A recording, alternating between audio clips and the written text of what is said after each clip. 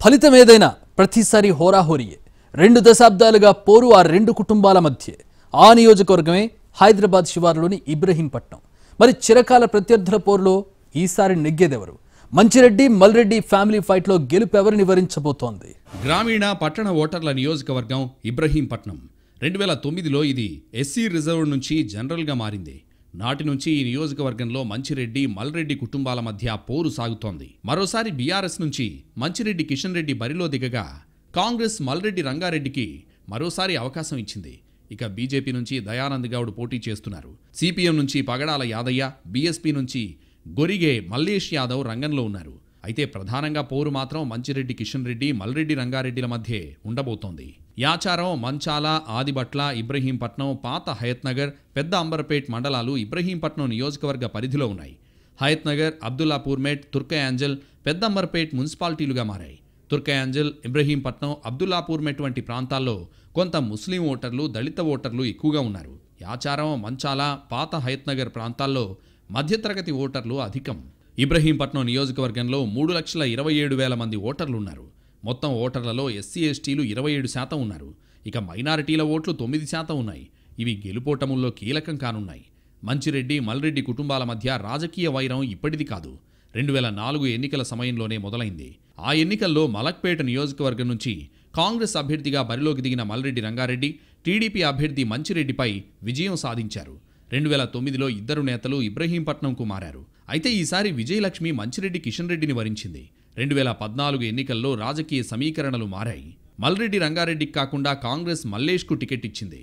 రంగారెడ్డిని మహేశ్వరానికి పంపింది. దీంతో మల్రెడ్డి రంగారెడ్డి సోదరుడు మల్రెడ్డి రామ్రెడ్డి కాంగ్రెస్ రెబల్ అభ్యర్థిగా పోటీ చేశారు. అయితే విజయం మాత్రం మరోసారి టీడీపీ టికెట్పై పోటీ చేసిన కిషన్ రెడ్డిదే. రంగారెడ్డి కూడా మహేశ్వరంలో ఓటమి పాలయ్యారు. 2015లో మంచిరెడ్డి కిషన్ రెడ్డి బీఆర్ఎస్లో చేరారు. 2018లో ఆయన బీఆర్ఎస్ టికెట్పై పోటీ చేసి విజయం సాధించారు.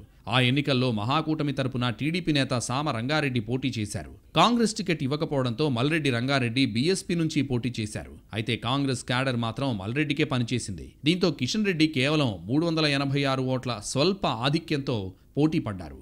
ఈసారి ఎలాగైనా మంచిరెడ్డిని ఓడించి తీరాలన్న కసితో పనిచేస్తున్నారు మల్రెడ్డి రంగారెడ్డి. ప్రస్తుత ఎమ్మెల్యే బీఆర్ఎస్ అభ్యర్థి మంచిరెడ్డి కిషన్ రెడ్డి బీఆర్ఎస్ ప్రభుత్వం చేపట్టిన అభివృద్ధి, సంక్షేమ కార్యక్రమాలపైనే ఆశలు పెట్టుకున్నారు. గ్రీన్ ఫార్మాసిటీ పనులు త్వరలో ప్రారంభమవుతాయని, కొంగరకలాన్లో ఫాక్స్కాన్ పనులు వేగంగా నడుస్తున్నాయని, యువతకు మంచి ఉపాధి అవకాశాలు రాబోతున్నాయని ప్రచారం చేస్తున్నారు. ముఖ్యంగా గ్రామీణ ప్రాంతాల్లో సంక్షేమ పథకాలతో లబ్ధి పొందిన వారు తనకే ఓటేస్తారని మంచిరెడ్డి ధీమాగా ఉన్నారు. అయితే మంచిరెడ్డిపై భూకబ్జా ఆరోపణలు మైనస్గా మారే అవకాశాలు కనిపిస్తున్నాయి. కాంగ్రెస్కు ఇబ్రహీంపట్నంలో బలమైన క్యాడర్ ఉంది. గతంలో నాయకుల మధ్య కుమ్ములాటలు ఉన్నా ఈసారి మాత్రం కలసికట్టుగా పోరాడుతున్నారు.